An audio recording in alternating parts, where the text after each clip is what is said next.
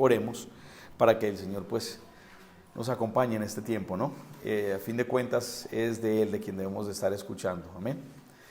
Incline sus rostros conmigo, por favor. Padre amado, una vez más, Señor, te damos gracias. Gracias por quien tú eres, Señor. Esta mañana cantando precisamente de esa belleza, de esa grandeza, de ese amor, de esa fidelidad, de esa justicia, por medio de la cual de las cuales tú operas, Señor, de las cuales tú te manejas y a lo cual tú quieres llevarnos. Gracias porque eres paciente, porque eres amoroso, porque eres lleno de gracia para con nosotros en medio de nuestro caminar, Señor. Y a la luz de esta palabra, el día de hoy, Señor, te damos muchas gracias precisamente por eso. Y te pedimos que, aunque tal vez no tengamos la diligencia que debemos de tener, que nuestro corazón sea uno el que busque ser cada vez más diligentes para contigo, Señor. Te lo pedimos en el santo y poderoso nombre de tu Hijo Jesús. Amén y amén. Entonces vamos a hacer lo siguiente. Vamos a hablar primeramente entonces de esta parábola. Es una de aquellas que están dentro de esta sección. Venimos hablando ya 3 semanas o 4 semanas atrás de las parábolas que tienen que ver con el reino venidero, y de nuevo encajándonos en que cada una de estas nos llaman a nosotros a tener algún tipo de respuesta, una reflexión muy puntual tenemos que tener. Esto tiene que ser una de esas parábolas que de una manera u otra nos zarandea, ¿sí? Nos hace mirar hacia nosotros mismos, ser introspectivos. ¿Ok? El contexto, aquí en pantalla para los que les gusta tomar notas, y me encanta ver varios que están tomando así notas en sus cuadernos. El contexto son los líderes religiosos. Jesús está hablando puntualmente en medio de lo que Él está viendo alrededor de Él, a los líderes religiosos, quienes sabemos nosotros son descendientes de una rama del pueblo, los levitas, ¿cierto? De una tribu en particular, y los cuales habían sido confiados una tarea. Dentro del pueblo de Israel, todos han sido confiados diversas tareas. Para los levitas era el de ¿qué? Era el de ser instruidos, era el de ser preparados, era el de poder entonces, por medio de esa instrucción y esa preparación, vivir y además enseñar fielmente la palabra del Señor. Lo que en esos tiempos se conocía como la ley, la historia, la sabiduría y los profetas, ¿ya? Eso era lo que se les confiaba a ellos. Nadie más tenía el derecho y por ende el privilegio de compartir la palabra de Dios. Y era para que lo hicieran de la manera que Dios quería que lo hicieran. Era para que lo hicieran de la manera que Dios quería que lo hicieran. No de la manera que ellos pensaban debían de hacerlo, a quienes ellos debían o pensaban que debían de hacerlo, o en donde ellos pensaban que debían hacerlo. No, era Dios el que debía haber dirigido, y era a Dios al que eventualmente ellos tendrían que precisamente rendir cuentas con respecto a esto. ¿Sí? Jesús iba a revelar, iban a estar bajo juicio, por no haber sido fieles con lo que se les había confiado. Y de nuevo, lo que se les había confiado a ellos, la palabra de Dios. La palabra de Dios. Entonces hoy vamos a estar aterrizando esta parábola, o las parábolas más bien, de los talentos y de las 10 minas. Las parábolas de los talentos y las 10 minas. Un título distinto en cada uno de estos pasajes que tenemos frente a nosotros el día de hoy. Mateo 25 y Lucas 19. Vamos a leerlas las dos. Yo sé que es un poco largo, un poco extenso. Seamos pacientes y seamos más bien abiertos y receptivos a lo que el Señor quiere decirnos el día de hoy. Entonces vamos a Mateo capítulo 25, versículos 14 al 30 primero, y después nos vamos a dirigir a Lucas. Listo. El reino de los cielos será también como un hombre que al emprender un viaje llamó a sus siervos y les encargó sus bienes. A uno le dio 5,000 monedas de oro, a otro 2,000 y a otro solo 1,000, a cada uno según su capacidad. Deberíamos resaltar eso. Luego se fue de viaje. El que había recibido las 5,000 fue enseguida y negoció con ellas y ganó otras 5,000. Asimismo, el que recibió 2,000 ganó otras 2,000. Pero el que había recibido 1,000 cavó un hoyo en la tierra y escondió el dinero de su señor. Después de mucho tiempo volvió el señor de aquellos siervos y arregló cuentas con ellos. El que había recibido las 5,000 monedas llegó con las otras 5,000. Señor, dijo, usted me encargó 5,000 monedas. Mire, he ganado otras 5,000. Su señor le respondió, hiciste bien, siervo bueno y fiel. En lo poco has sido fiel, te pondré a cargo de mucho más. Ven a compartir la felicidad de tu señor. Llegó también el que recibió 2,000 monedas. Señor, informó, usted me encargó 2,000 monedas. Mire, he ganado otras 2,000. Su señor le respondió, hiciste bien, siervo bueno y fiel. Has sido fiel en lo poco, te pondré a cargo de mucho más. Ven a compartir la felicidad de tu señor. Después llegó el que había recibido solo 1,000 monedas. Señor, explicó, yo sabía que usted es un hombre duro y que cosecha donde no ha sembrado y recoge donde no ha esparcido. Así que tuve miedo y fui y escondí su dinero en la tierra. Mire, aquí tiene lo que es suyo. Pero su señor le contestó, siervo malo y perezoso, así que sabías que cosecho donde no he sembrado y recojo donde no he esparcido. Pues debías haber depositado mi dinero en el banco para que a mi regreso lo hubiera recibido con intereses. Quítenle las monedas y désenlas al que tiene las 10,000, porque a todo el que tiene se le dará más y tendrá en abundancia. Al que no tiene se le quitará hasta lo que tiene. Y a ese siervo inútil échenlo afuera, a la oscuridad, donde habrá llanto y rechinar de dientes. Vamos ahora y vamos a dirigirnos entonces a Lucas. Lucas capítulo 19, esta vez versículo entonces 11, y miramos ahí ya el título es la parábola del dinero. Vamos a ver algunas similitudes, vamos a ver algunas diferencias en esta parábola en Lucas. Dice, como la gente lo escuchaba, pasó a contarles una parábola porque estaba cerca de Jerusalén y la gente pensaba que el reino de Dios iba a manifestarse en cualquier momento.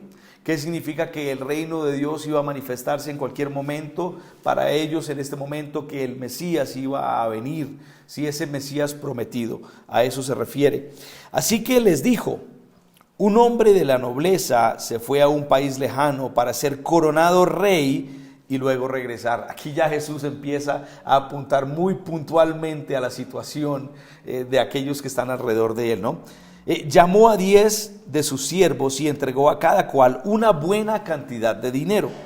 Les instruyó, hagan negocio con ese dinero hasta que yo vuelva. Pero sus súbditos lo odiaban y mandaron tras él una delegación a decir, no queremos a este por rey. De nuevo Jesús encajándose en la mente de los saduceos, de los fariseos, de los escribas de la ley. A pesar de todo, fue nombrado rey.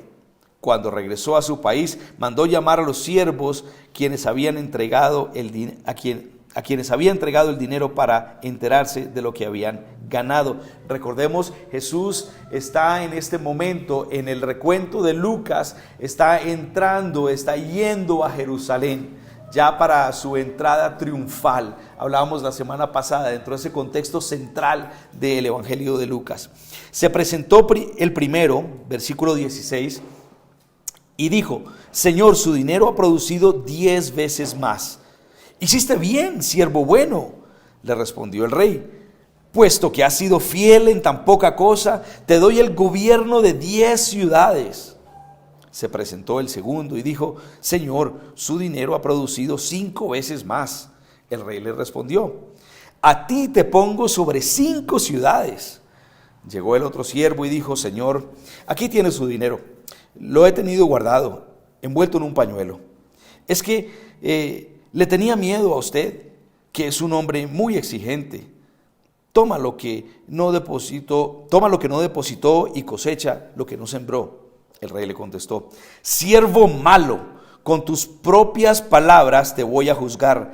Así que sabías que soy muy exigente, que tomo lo que no deposité y cosecho lo que no sembré. Entonces, ¿por qué no pusiste mi dinero en el banco para que al regresar pudiera reclamar los intereses? Luego dijo a los presentes: quítenle el dinero y désenlo al que recibió 10 veces más.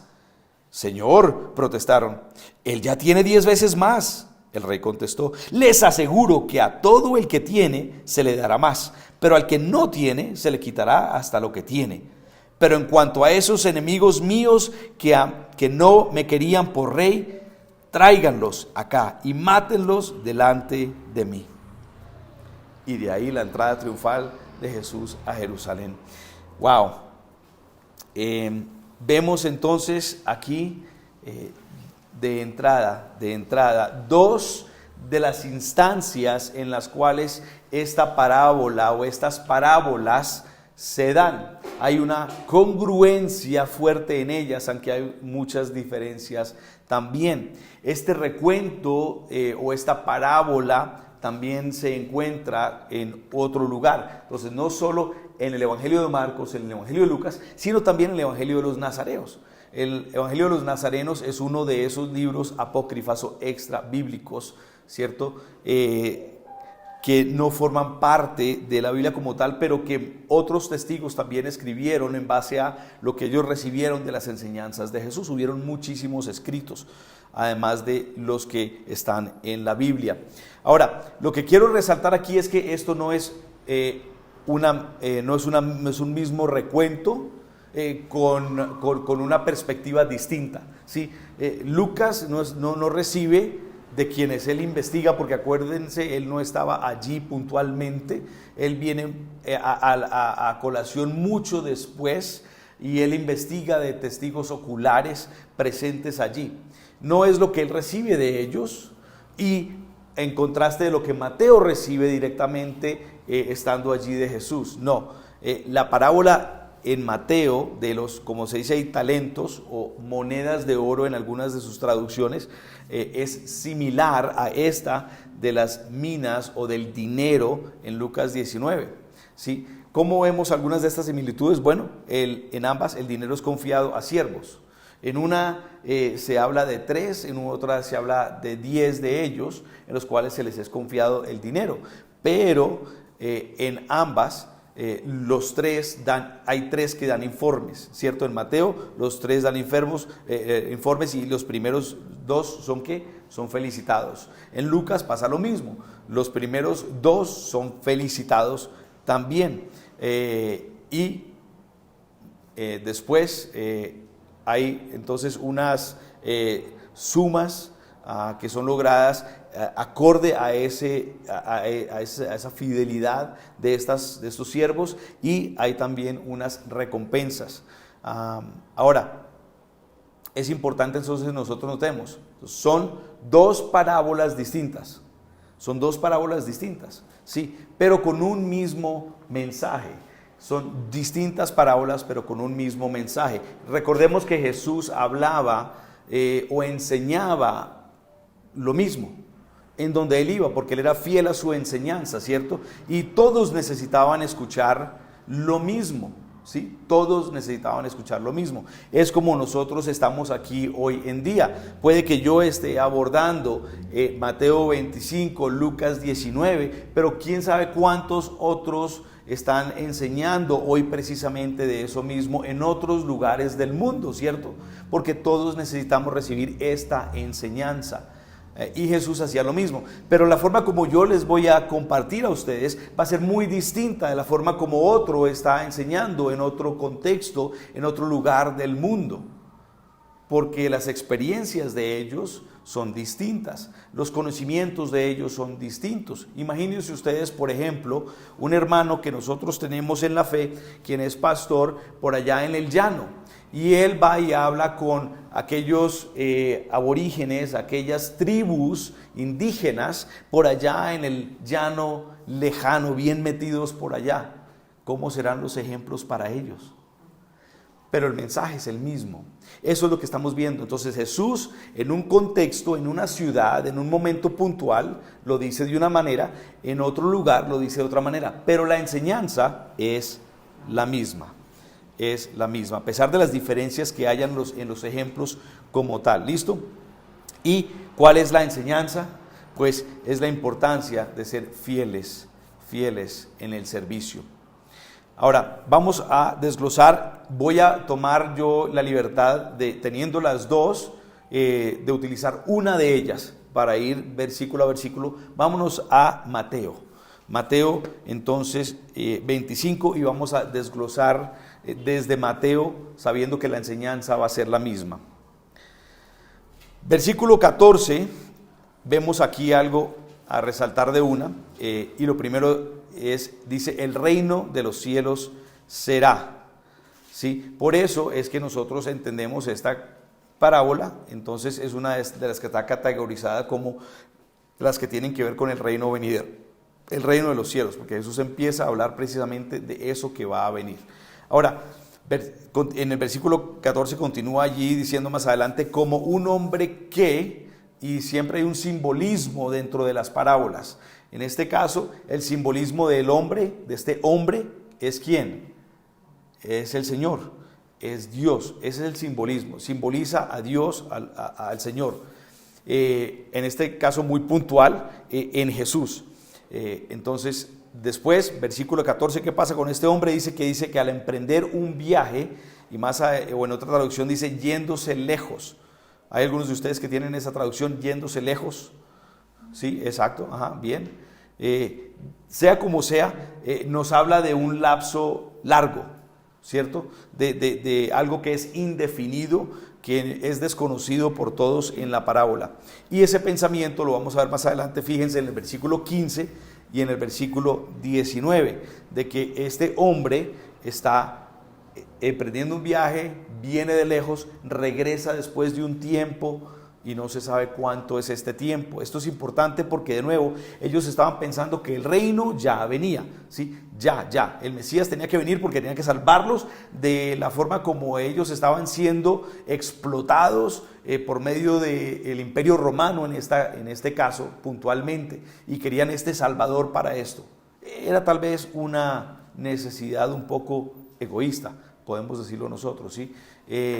Algo que no en realidad tenía nada que ver con la voluntad del Señor, ¿sí? Porque el Señor primeramente está preocupado por lo que está en nuestro corazón y no por lo que está pasando alrededor de nosotros, ¿ya? Entonces, bueno, el hecho es que está emprendiendo un viaje y desde ya Jesús está diciendo, hay un tiempo largo en que este hombre va a regresar, en este caso, que este Mesías va a regresar, no de la forma que ustedes lo están pensando.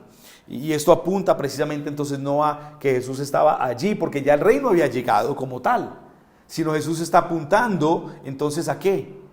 A la segunda venida, a su segunda venida. Es a lo que está apuntando Jesús. El viaje es importantísimo, ¿sí? Porque el viaje da oportunidad entonces para que estos siervos, fieles o infieles, sean como sean, tengan la oportunidad de demostrar su competencia, su idoneidad para ser mayordomos en el reino, ¿sí? De nuevo, hace unas semanas les dije, estas son las instrucciones para nosotros ahora, para aprenderlas, para saber cómo es que nosotros vamos a vivir en el reino. De eso se trata. Estas son las instrucciones básicas para nosotros antes de emprender nuestro viaje hacia el cielo, y precisamente es lo que entonces está pasando dentro de esta parábola. Ellos han de ser entrenados o probados para ver si son fieles para estar en el reino o no. Porque Dios no quiere infieles en el cielo. No es congruente, porque como cantábamos también, como se decía en oración, Dios es santo, santo, santo. Y donde hay la santidad no puede haber ningún tipo de impureza. Ahora,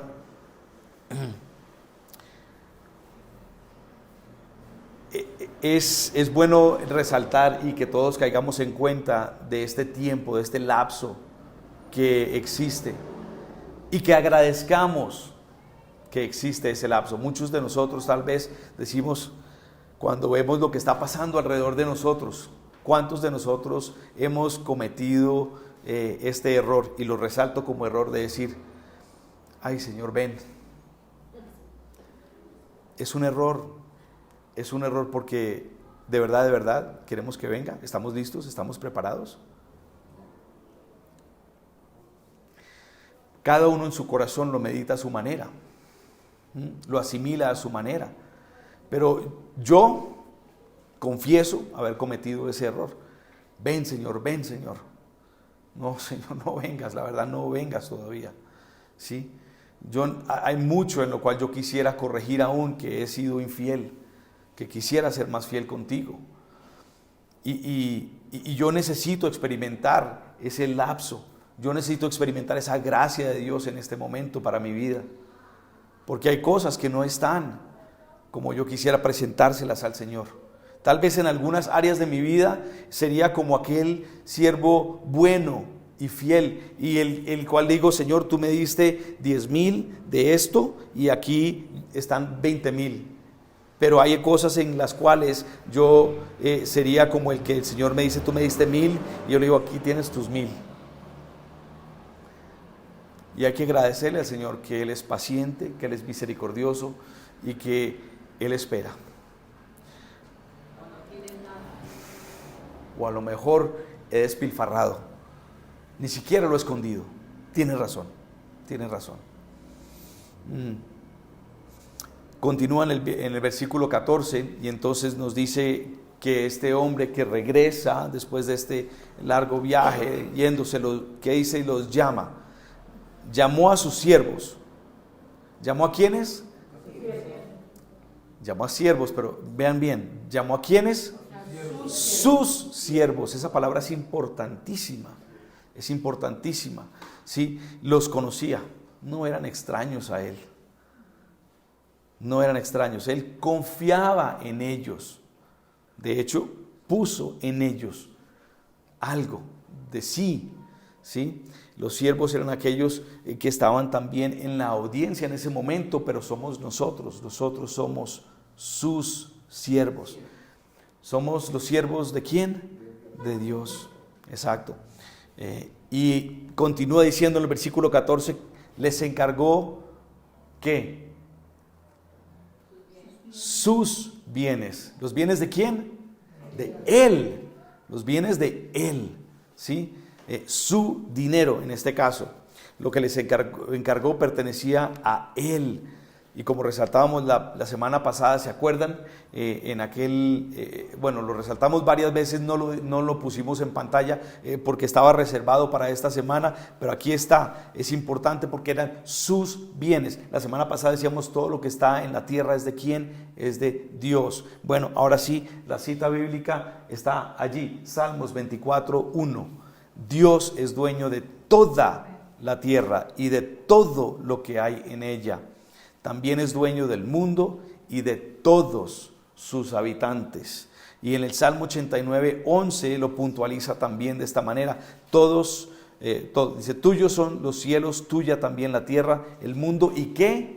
Y su plenitud. Exacto. Entonces todo lo que hay en el mundo, todo lo que hay en la tierra es de Dios, y todo lo que da la tierra, todo lo que produce la tierra es de Dios. Ese es el principio que yo quería empezar a sembrar la semana pasada y que aquí lo puntualizamos hoy, ¿sí? No nos equivoquemos. Suena extraño, escuchen, suena extraño.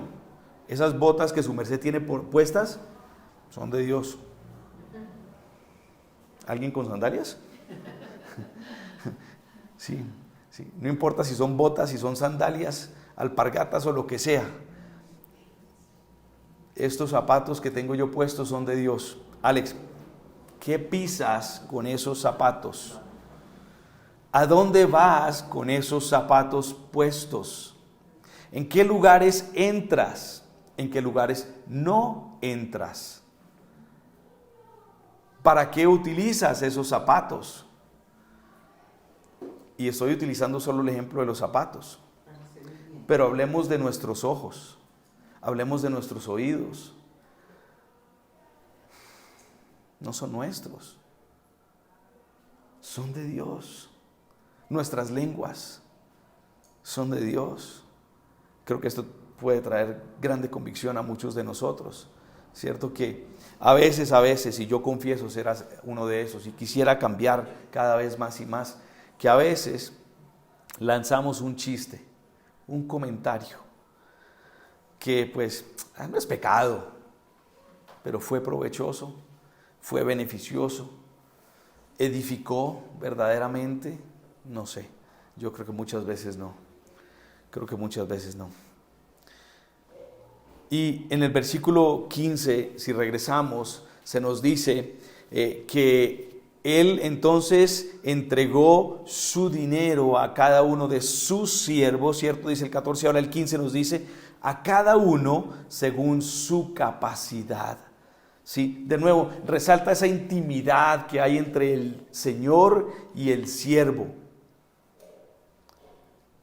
Él conoce a cada uno de ellos, Él tiene cercanía con cada uno de ellos. Es como cuando uno es jefe, y aquí hay personas, yo sé, que manejan negocios y saben la capacidad de los empleados que trabajan allí. Saben las horas productivas de ellos y saben las horas que no son tan productivos ellos, ¿cierto? Y entonces cuando tú vas a confiar en este empleado, tú no lo vas a poner a hacer algo en un momento que tú sabes es de debilidad para él, ¿cierto? Bueno, el Señor tiene ese conocimiento también, ¿sí? El Señor sabe, y es una de las cosas que quiero que nosotros nos llevemos, el Señor sabe de qué somos capaces cada uno. El Señor sabe de qué somos capaces cada uno. Si el Señor no nos va a poner en una posición o no nos va a dar algo que nosotros no vayamos a poder manejar debidamente, ¿sí? Esto tiene que ver con el talento, tiene que ver con las habilidades, tiene que ver con el nivel de resistencia también que nosotros tenemos. Si hay una carga que el Señor permite esté en nosotros, el Señor sabe cuál es el límite nuestro, ¿ya? Y el Señor sabe que ese límite va a llegar y que en ese momento que ese límite llegue, entonces también viene Él, ¿no? Recordemos eso. Pero el punto importante es que Él sabe de qué somos capaces cada uno de nosotros. Y lo otro que tiene que ver con esto es que efectivamente cada uno efectivamente hace según esa capacidad, ¿cierto? Cada uno efectivamente hace según su capacidad. ¿Cómo sabemos eso? ¿Y dónde lo vemos en la Biblia? La semana pasada lo resaltábamos. Acuérdense, Proverbios, capítulo, ¿qué? 23, versículo 7, ¿cierto? Porque cuál es su pensamiento en su corazón o su mente, tal es Él. Y esta capacidad principalmente es una capacidad espiritual, ¿sí? El Señor no está hablando necesariamente de la capacidad física que yo tengo o de la capacidad mental que yo tengo en el sentido de inteligencia. No. El Señor está hablando en estas parábolas de la capacidad espiritual, ¿sí? Porque eso es lo que motiva al hombre. En mi madurez, en medio de mi madurez, el Señor sabe en dónde estoy para darme, para incrementar o para mantener. Pero el Señor sabe precisamente cuál es esa capacidad espiritual. ¿Sí? ¿Qué es lo que yo soy capaz de decir sí, de decir no? El Señor sabe. Y de nuevo, esto es un principio que va a quedar grabado allí. porque cuál es su pensamiento en su corazón, tal es él. Y en la parábola lo vamos a ver resaltado, estamos hablando de los versículos 16 al 18, pero vamos a ver en los versículos 20, 22 y 24, que queda corroborado precisamente, ¿sí?, en esos versículos, que cada uno hace efectivamente según su capacidad. El de los 10,000 tenía la capacidad para manejar esos 10,000, el de los 5,000 tenía la capacidad para manejar esos 5,000, el de los 1,000 tenía la capacidad para manejar los 1,000. Estamos hablando de la capacidad espiritual. Y bueno, después, ¿qué hace? ¿Qué hace? El versículo 19, miremos, el versículo 19. Después de mucho tiempo volvió el Señor de aquellos siervos, ¿y qué dice? Y arregló cuentas con ellos, ¿sí? Este Señor era un Señor bueno, un Señor justo, que pide cuentas. Un Señor que no es bueno, que no es justo, no pide cuentas, hace que se les dé la gana. Y allá ustedes verán, ¿sí? Pero un buen Señor pide cuentas, nos mantiene fieles, ¿sí? Nos mantiene de la mano, ¿cómo se dice? Con riendas cortas para que nosotros estemos viendo qué está pasando en nuestras vidas. Ahora, si tú no estás sintiendo que el Señor te está pidiendo cuentas de momento a momento en tu caminar con Él, es porque tú estás lejos de Él. Porque el Señor pide cuentas. Aquí lo vemos. Él pide cuentas. Porque Él no deja que hagamos lo que hagamos, porque Él sabe que si nos deja quietos, a la deriva nos vamos. Si nos deja quietos, a la deriva nos vamos. Eso es una de las enseñanzas el día de hoy. Todos seremos llamados a rendir cuentas. Todos seremos llamados a rendir cuentas. Todos. No hay uno que se vaya a escapar de rendirle cuentas al Señor. Ahora, este rendir de cuentas es algo individual, ¿sí? Individualmente, no colectivamente. Él nos va a llamar a rendir cuentas por lo que estuvo bajo nuestro control, ¿sí? No en el de los demás. Él no me va a pedir cuentas sobre lo que hizo cada uno de ustedes, no. Él me va a pedir cuentas sobre lo que yo hice para con ustedes, más bien, ¿sí? Cada uno va a ser juzgado debidamente. Y en el caso de la parábola, eso es lo que nosotros vemos. Cada uno de ellos iba a ser juzgado debidamente, ¿sí?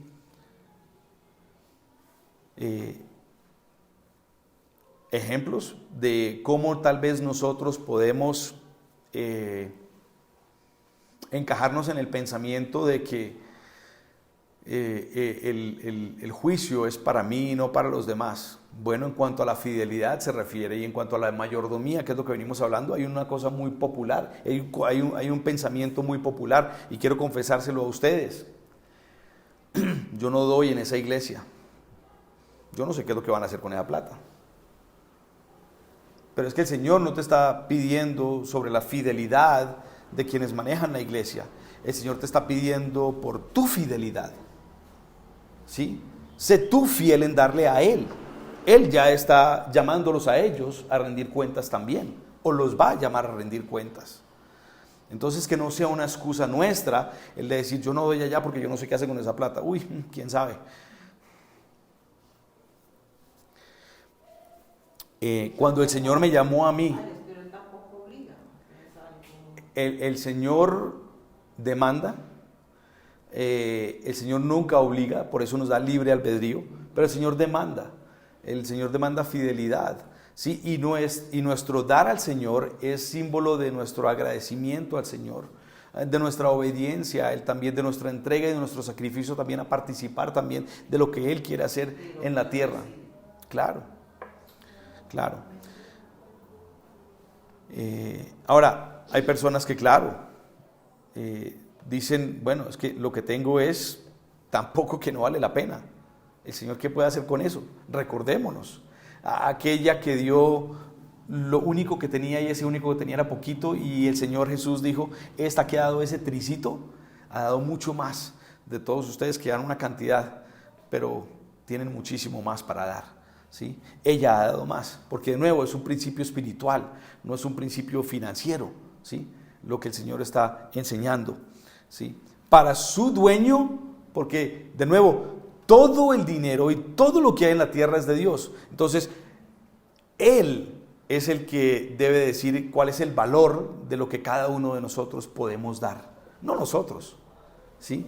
Para Él eso es valioso, ese poquito es valioso, muy valioso. Ahora, parte de la enseñanza, el juicio, la rendición de cuentas, ¿sí? Los creyentes seremos juzgados en el tribunal de Cristo. Hay un momento en el cual nosotros nos vamos a presentar ante Cristo, ese momento en que Él viene a juzgar, dice a los vivos y a los muertos, ¿no? Y es a todos, ¿ya? En Romanos capítulo 14, versículos 10 al 12, está resaltado esto. Vamos a ver la última porción ahí en Romanos capítulo 14, el versículo 12, dice, así que cada uno de nosotros tendrá que dar cuentas de sí a Dios, ¿sí? ¿De quién? Individual, cada uno de nosotros. Entonces, una de las enseñanzas. Otra enseñanza que nosotros vemos a raíz de todo esto es que la fidelidad es recompensada. Vamos a verla entonces, versículos 20 al 23. La fidelidad es recompensada. La fidelidad es recompensada. Miremos entonces estos versículos y aquí vemos entonces como hay dos de ellos, los primeros dos, que son tildados, que son reconocidos como ¿qué? Buenos y fieles siervos, ¿sí? Exacto, buenos siervos y fieles, ¿sí? No importó la cantidad, el de 10,000 y el de 5,000, muy distinta la cantidad, el doble, sin embargo, los dos son buenos y fieles. Ahí está, ¿sí? Porque de nuevo el Señor le importa es el motivo, la razón, la condición espiritual nuestra, por qué hacemos lo que hacemos. ¿Ya? Y los dos querían ser fieles con su Dios, con su Señor. De nuevo, yo solo tengo el salario mínimo. No importa, da tu porcentaje de ese salario mínimo. No, pastor, es que usted no entiende. Yo ni siquiera tengo el salario mínimo. No importa, da de eso que tú recibes, ¿sí? Yo solo tengo el domingo en la noche libre libre, ¿sí? O sea, del resto yo trabajo y es que me toca, no tengo de otra. Y si no estoy trabajando, me toca pues hacer las cosas en la casa, tengo que hacer los quehaceres de la casa. Bueno, está bien. Si solo tienes el domingo en la noche, ¿qué vas a hacer con ese domingo en la noche? No, ya es tiempo de relajarme, entonces pues yo prendo la televisión y bueno, ahí me quedo, yo cojo mi celular y me pongo pues ahí a ver y a ver y a ver y a ver. O yo cojo mi Biblia y empiezo a estudiar y a estudiar y a estudiar, ¿sí? ¿Qué haces con ese algo que el Señor permite tú tengas? Si el Señor en esta temporada permite que tú trabajes todas esas horas y solo tengas el domingo en la noche, ¿qué vas a hacer? Yo me recuerdo hace unos años atrás, muchos de ustedes participaron de esta temporada también prepandemia, en que en ese momento había una abundancia grandísima de nuestros hermanos venezolanos aquí en Tunja. Hay muchos, sí, pero en ese momento habían muchísimos. Y en ese momento el Señor permitió que nosotros estuviéramos en congregación con ellos. ¿De qué manera?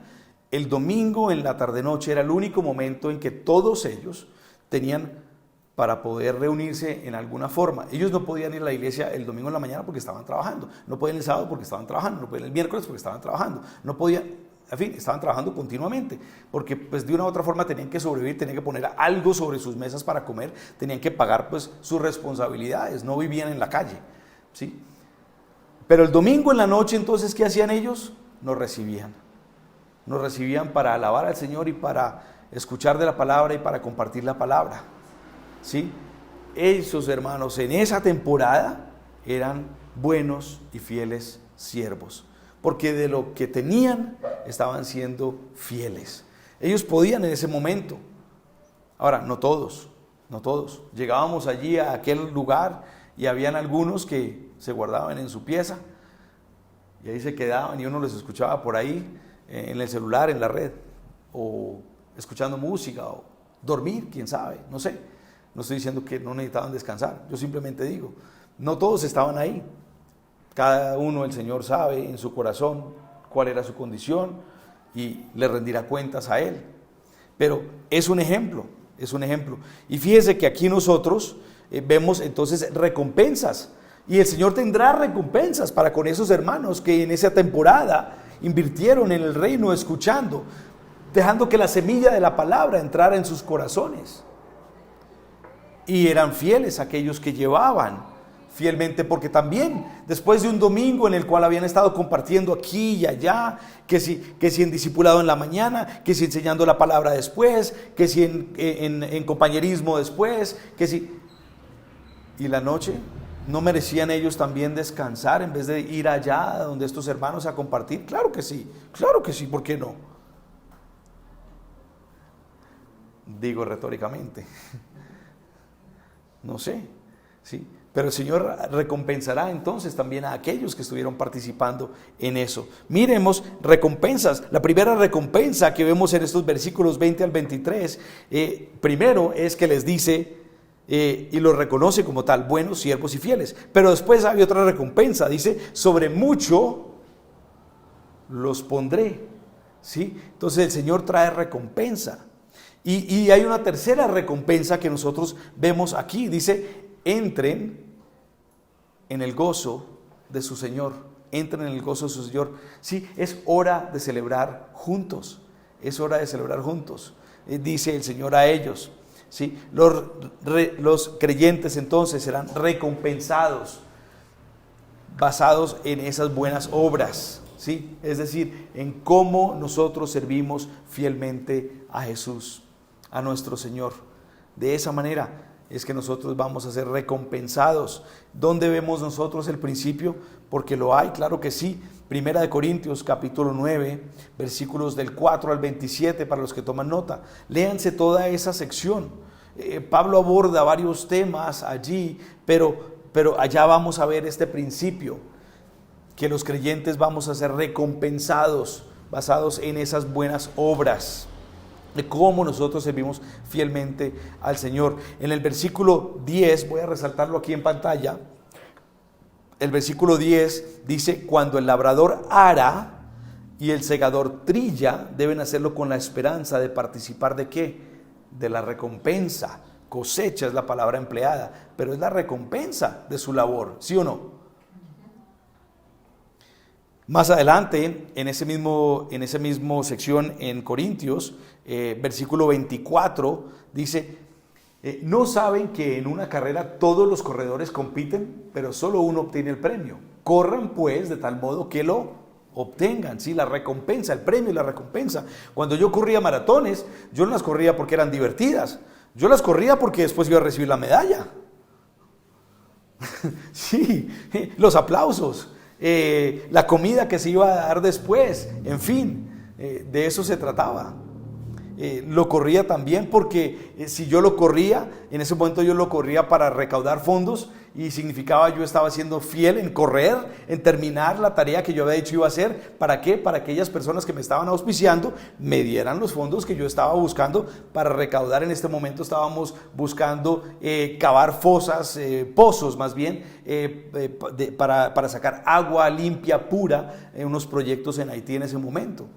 Y yo me comprometía, yo voy a correr esta maratón, yo voy a correr esta cantidad de millas y por cada milla me van a... ¿sí? Y así era. Entonces yo corría era por ese premio. Y así es. Eso tenemos que hacer todos nosotros.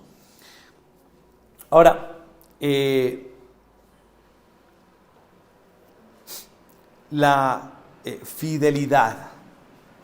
Ejemplos de fidelidad, porque entonces dicen tal vez muchos, bueno, ok, listo.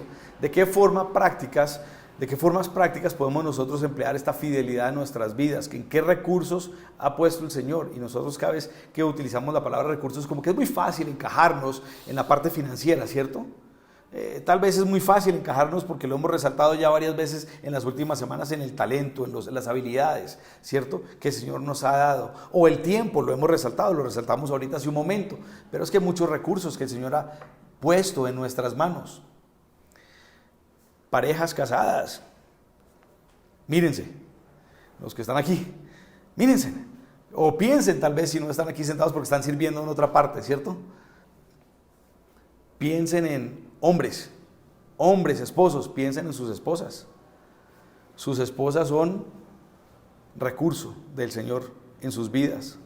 Si es que el Señor es el que dice que ella es su ayuda idónea, ¿sí? Esposas, piensen o miren a sus esposos. Sus esposos son recursos del Señor en sus vidas. Es que es el Señor el que dice que ese hombre debe ser el que está liderando, el que está llevando por delante, el que está guiando bajo la guía del Señor. Entonces, como hombre, yo no puedo decir, mira, déjame a mí tranquilo, yo sé qué es lo que estoy haciendo, tú dedícate a lo que tú tienes que dedicarte. Y es triste, pero es un común en nuestra tierra, ¿o no? Pero también es común en nuestra tierra el matriarcado, el que la mujer es la que lleva el fuerte de la familia, cuando dice el Señor que el recurso es ¿quién? El hombre. ¿Qué tan fiel estoy siendo con ese recurso que el Señor ha puesto a mi lado en el caso de las parejas?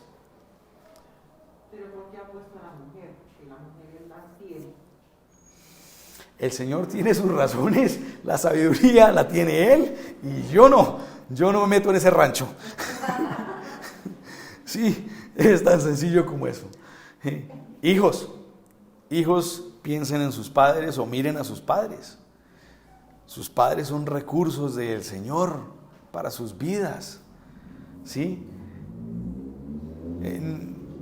Ellos han caminado por donde ustedes aún no han caminado. El Señor ya les ha enseñado en esas décadas que llevan por delante mucho para que nosotros también aprendamos como hijos.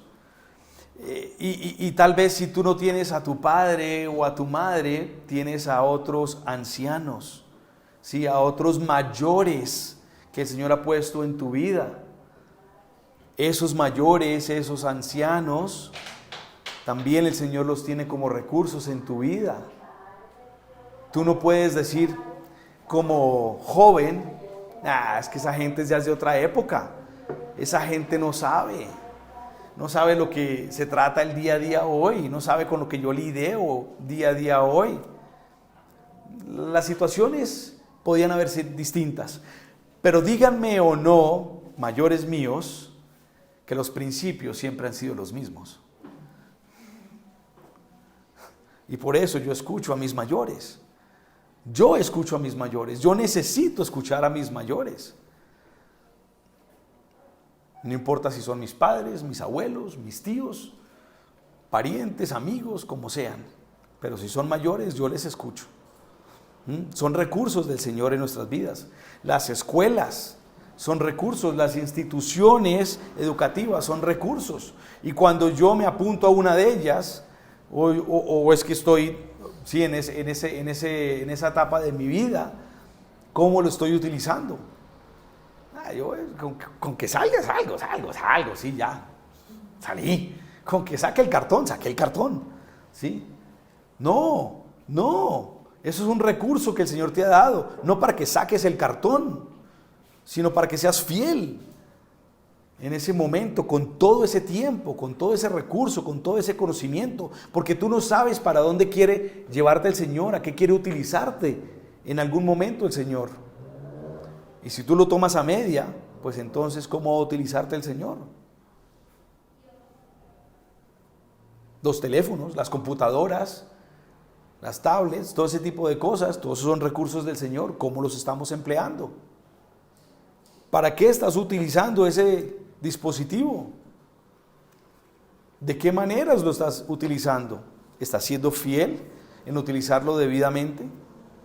Hay muchos ejemplos de fidelidad para con el Señor. Solo quería resaltar algunos, pero hay muchísimos más. Tal vez algunos entraron a colación. Bueno, tomen eso como palabra del Señor para cada uno de ustedes.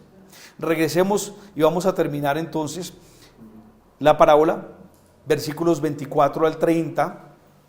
Aquí vemos entonces cómo entonces llega este tercer siervo y presenta esos 1000 talentos, dones, monedas, dinero.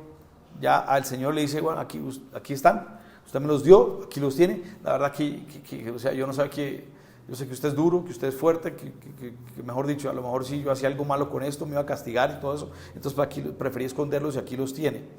Y hay algo muy importante aquí que pasa o puede estar pasando dentro del corazón de esta persona también, ¿sí? Esta persona podía haber no estado pensando que ni siquiera dando reconocimiento que ese recurso había sido del Señor, por eso lo escondió, ¿sí? Porque cuando el Señor le dice, ¿por qué no metiste mi plata en el banco? Era para que reconociera, por lo menos en el banco, en el título del banco, esta es la plata del Señor, allá está, pero es del Señor, no es mía, ¿sí? Hay que tener eso en cuenta.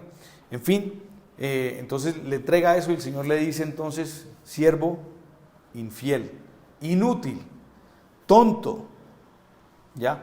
Y de nuevo, el simbolismo. Dentro del contexto de Jesús, ese siervo inútil, ese siervo necio, ese siervo infiel, eran entonces aquellos fariseos piadosos, ¿sí? Que de una manera muy egoísta retenían la palabra del Señor, la gracia del Señor, la fidelidad del Señor, el amor del Señor, la sabiduría del Señor, el conocimiento del Señor, la verdad, la luz, a fin de cuentas. Y lo retenían para algunos y no para todos, ¿sí? Ellos eran mercaderes de la palabra del Señor. Eran mercaderes de la palabra del Señor. Y entonces ellos son tildados como,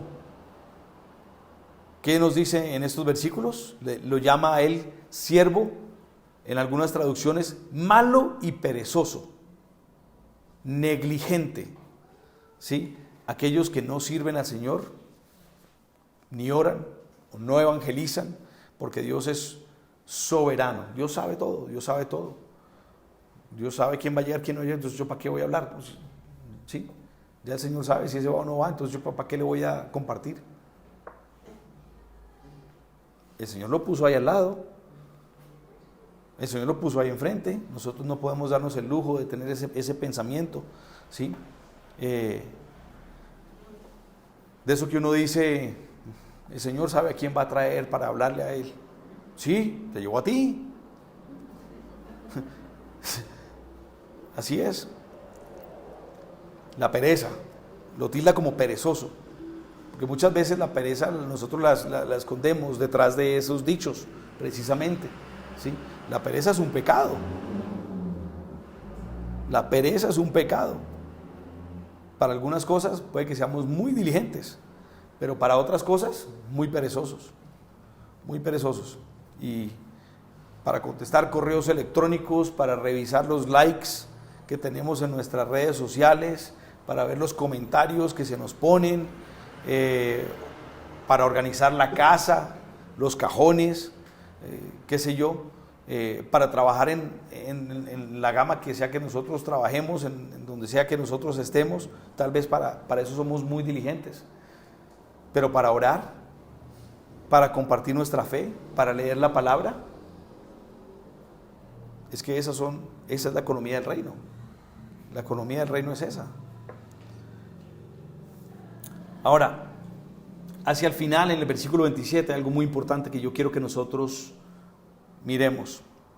Dice, versículo 27, pues debías haber depositado mi dinero en el banco para que a mi regreso lo hubiera recibido con intereses, ¿cierto?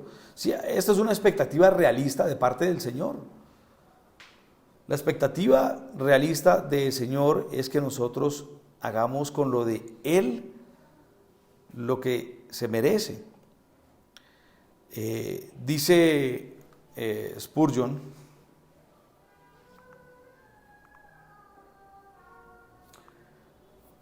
Dice Spurgeon, si no podemos comerciar directa y personalmente por parte de nuestro Señor, si no tenemos la habilidad ni el tacto para administrar una sociedad o una empresa para Él, podemos contribuir a lo que otros están haciendo y juntar nuestro dinero al suyo, para que de alguna manera nuestro maestro pueda tener el interés al que tiene derecho. ¿Sí? El Señor tiene derecho de recibir el interés. ¿Sí? Por lo menos eso. Entonces, reunamos lo que nosotros tenemos, porque de nuevo, lo poquito que tú tienes, y el ejemplo es el siguiente. Nosotros como hombres, hace unas semanas atrás o meses atrás comenzamos un taller de evangelismo. Y muchos, entonces lo han tomado como a pecho y han empezado a ir y compartir más. Y hay otros que no tanto. Nos hemos escondido detrás de nuestros temores, ¿sí? Y tal vez entonces nosotros no somos los de hablar tanto, pero no importa. Es que el evangelismo no solo es por una persona, es por un grupo en este caso. ¿Y qué tal si tú eres el que vas y acompañas y oras, mientras que los otros están compartiendo? ¿Sí? Porque tú tal vez eres tímido, ¿sí? En cuanto a hablar a las personas de uno a uno. Bueno, listo, está bien. Pero qué tal vez si tú eres el que vas y reparte los volantes entonces, ¿sí? Pero en la suma de todo esto, entonces va el interés, va a que el evangelio se va propagando. Ahora, vemos aquí en el versículo más adelante, 28, que también así como había, y mirando para atrás, esa fidelidad que es recompensada, también la infidelidad que es castigada, ¿sí? Aquí está siendo castigado entonces este siervo malo, perezoso. El primer castigo, quítenle las 1000 monedas, quítenle el talento, ¿sí? O sea, se le quita lo que se le había dado. ¿Por qué? Porque no podemos confiar en ti.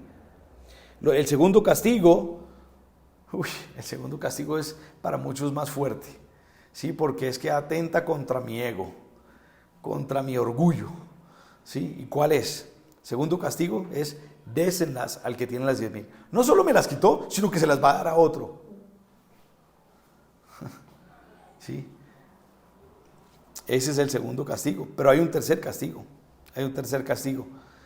Ese tercer castigo es échenlo afuera a la oscuridad, donde habrá llanto y rechinar de dientes.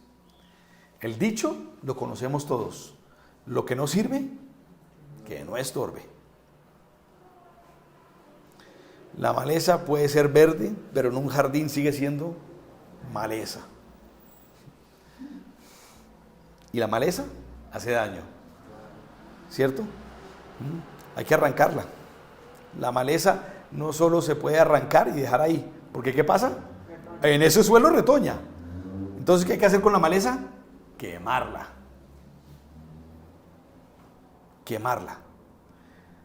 Para que de ninguna manera hagamos daño. Échenlo afuera, a la oscuridad, donde haya llanto y rechinar de dientes. Resumen, si estamos preparados o no para la venida de Jesús es determinado por nuestra administración de los recursos que Dios nos ha dado. De nuevo, estos son instrucciones de preparación para el reino venidero. Si estamos preparados o no para la venida de Jesús es determinado por nuestra administración de los recursos que Dios nos ha dado. Dios quiere probarnos fieles. Sería agradable al Señor que entonces nosotros trabajáramos diligentemente con los recursos, los talentos que Él nos ha confiado. ¿Sí? El mensaje central, que seamos hallados fieles hasta la segunda venida del Señor. ¿Sí? Porque bien sea que nosotros partamos antes de su segunda venida o que nos encontramos aquí cuando Él venga y por ende el rapto, seremos juzgados en ese momento de una manera u otra. Seremos juzgados por nuestra fidelidad o Dios no quiera nuestra infidelidad. Ahora, ¿cómo nos confronta entonces? Si es una parábola del reino, nos debe confrontar. Tenemos preguntas que hacernos. ¿Ya? Entonces, de nuevo, ¿qué te ha dado el Señor? ¿Qué ha confiado? ¿En qué ha confiado el Señor? ¿Qué ha puesto en tus manos? Como decíamos la semana pasada, ¿qué hay en tu granero? ¿Cierto? ¿Qué hemos hecho con nuestro conocimiento? ¿Sí? Con nuestro tiempo, con nuestro dinero, con nuestro tesoro, con nuestros dones, con nuestras habilidades. ¿Qué estamos haciendo con esas cosas? ¿Qué hemos hecho?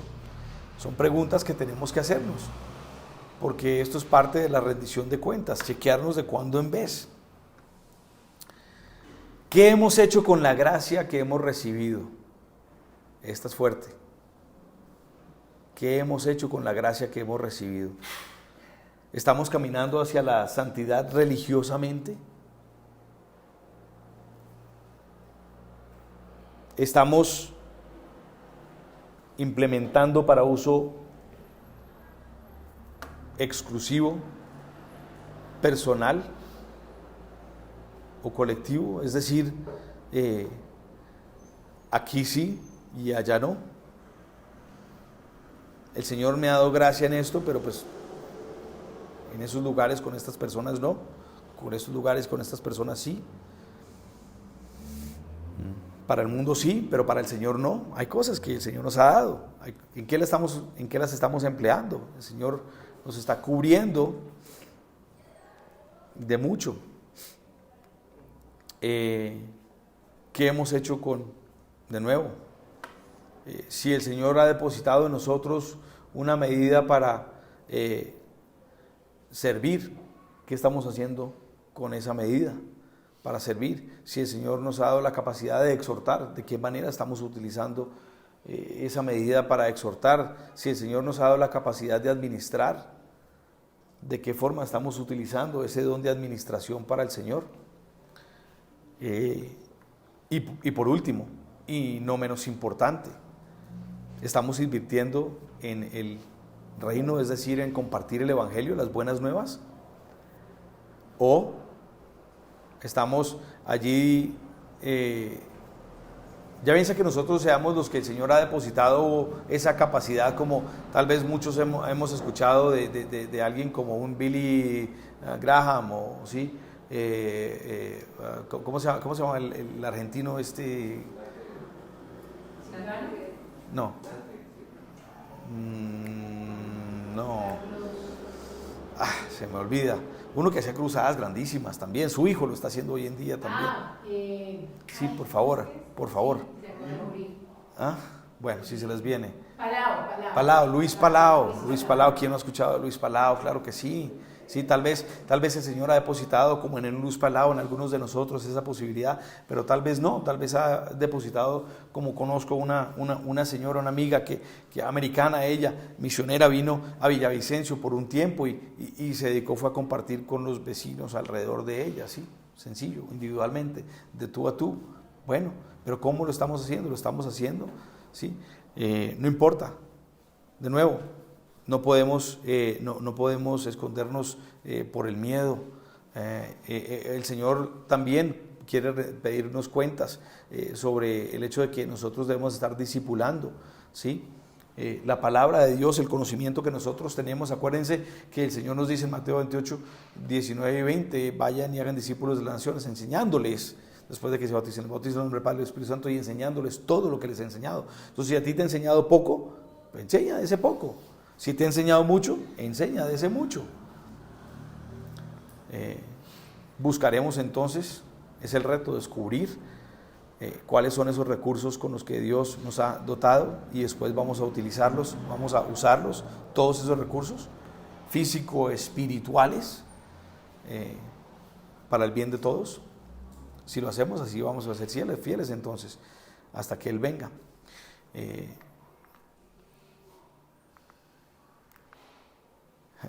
Recordemos esto es importantísimo. Recordemos que el Señor no condena a sus hijos. Su trabajo por medio del Espíritu Santo es encaminarnos hacia la santificación y glorificación por medio de la gracia. Y por eso nos dice en Juan 1:16, de su plenitud todos hemos recibido gracia sobre gracia. Si tal vez hoy nos hemos encontrado bastante confrontados tal vez por infidelidad de parte nuestra, la gracia del Señor está aquí para nosotros el día de hoy. Y hoy el Señor no nos dice infieles, malos, no. Él nos dice, acuérdense que yo he comenzado una buena obra en ustedes, la voy a terminar. Y hoy hay gracia para ustedes y mañana tal vez continuaremos con esa gracia, ¿sí? Porque de nuevo, Él sabe la medida que hay en cada uno de nosotros espiritual. Oremos de mucha manera también, porque de nuevo, encajándonos dentro del contexto literal de las parábolas, que eran esos infieles siervos, estos líderes religiosos que estaban reteniendo la palabra, utilizándola como ellos querían, donde la querían, enseñándola como ellos querían, donde ellos querían y demás. Pues saben que hay pastores, hay líderes religiosos hoy en día que están obrando de la misma manera, que están utilizando la palabra de Dios para provecho suyo, no para provecho del reino, ¿cierto? Hay muchos que están decidiendo a quiénes dan y a quiénes no dan esa palabra. He escuchado lastimosamente de heridas de muchos hermanos en la fe, de que no han tenido audiencia con sus, entre comillas, pastores. ¿Por qué? Porque es que esos pastores tienen visibilidad sobre su cuenta de diezmo en la iglesia, y al que no da, no merece palabra de ese pastor. Y tal vez algunos de ustedes dicen, no, que va, sí, es verdad, sí, así es, así pasa. Oremos para que el corazón de estos siervos se convierta de la infidelidad hacia la fidelidad también del Señor, que consideren que el ministerio cristiano no es cuestión de profesión de ninguna manera, que cumplan con el propósito de capacitar a los santos, como se nos dice en Efesios, para la obra del ministerio. Amén. Amén. Oremos. Padre amado, gracias te damos por esta palabra una vez más, Señor. Gracias por tu fidelidad para con nosotros en medio de nuestra infidelidad, Señor. Gracias por esa gracia que traes sobre gracia para cada uno de nosotros, Señor. Y te pedimos perdón, Señor. Te pedimos perdón por esa infidelidad en esas áreas. Tú sabes, tú las has revelado a nuestros corazones, Señor. Y a la luz también de lo que vamos a estar haciendo ahora, que es compartir de la Santa Cena, Señor. De una u otra forma, no menospreciar esa obra de tu Hijo Jesucristo en la cruz, quien pagó el precio más alto por cada uno de nosotros. Y al haber hecho eso, lo hizo con la esperanza de que cada uno de nosotros entonces tomáramos esa libertad que hoy tenemos, y que hiciéramos bien con esa libertad, que fuéramos fieles en este tiempo de libertad que nosotros tenemos, no solo para ahora, sino para el reino que viene, Señor.